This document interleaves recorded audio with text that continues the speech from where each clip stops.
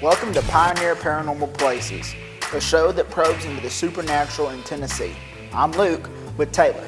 Scattered across Tennessee are some of the most haunted locations in all of America. In fact, the state has a wide variety of paranormal active places just waiting to be uncovered and explored.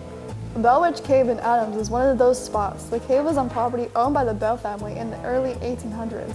As the legend goes, in the summer of 1817, they began seeing strange animals on the farm, catching eerie sounds, and eventually hearing a disembodied voice throughout their cabin. John Bell mysteriously died during one of those terrifying encounters. The cave has been tied as one of the most haunted places in America, with even President Andrew Jackson admitting he would rather fight the British in New Orleans than spend another night in the company of the Bell Witch. Our next haunted place is the Mother Church of Country Music, the Ryman Auditorium. It's said to be haunted by Thomas Ryman, who built the original structure more than 130 years ago. But he's not only the only specter seen there. Late country stars Hank Williams and Patsy Cline have also been sighted by visitors and staff who reported hearing voices. There have also been a number of unexplained occurrences on and off the stage. The Ryman offers a haunted tour which will give visitors a chance to hear from expert historians on the most infamous stories and to walk on and underneath one of Nashville's favorite stages. Unexplained incidents and eerie encounters have also been reported at the Hermitage in Nashville, the former home of President Jackson. After dark in the fall, you can book a ghost tour of the mansion, grounds and cemetery by lantern light. Guides in period clothing lead you to explore the tragedies that cloak the property. Many report seeing and feeling the ghost of Andrew Jackson in the gardens.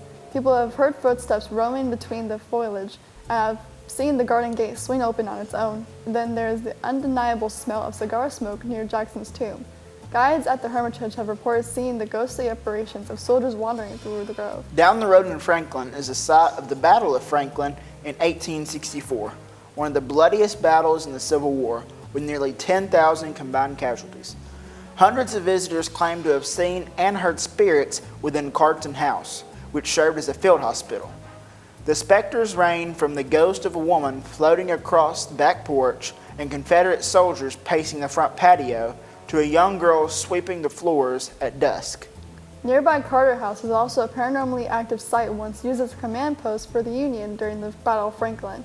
The house is allegedly haunted by two of the Carter family children, visitors claiming to see the kids running around the home and hearing unexplained voices. In our very own backyard is Craig Font State Historian Site in Castellian Springs, the former home of the tobacco baron and his family. It was apparently the center of Tennessee society in the early 1800s and tended by more than 100 slaves. Caretakers have seen spirits and objects that have been moved, candles that have been lit by themselves, beds that have been disturbed after visiting hours were over. Some of this was caught in photos and on video. Conway Twitty was one of the witnesses who had seen such activity and left the home after he said things were being thrown at him. So the next time you visit an ancient site and hear tales of things going bump in the night, maybe they did. I'm Taylor with Luke. Thank you for joining us for Pioneer Paranormal Places. Pleasant dreams.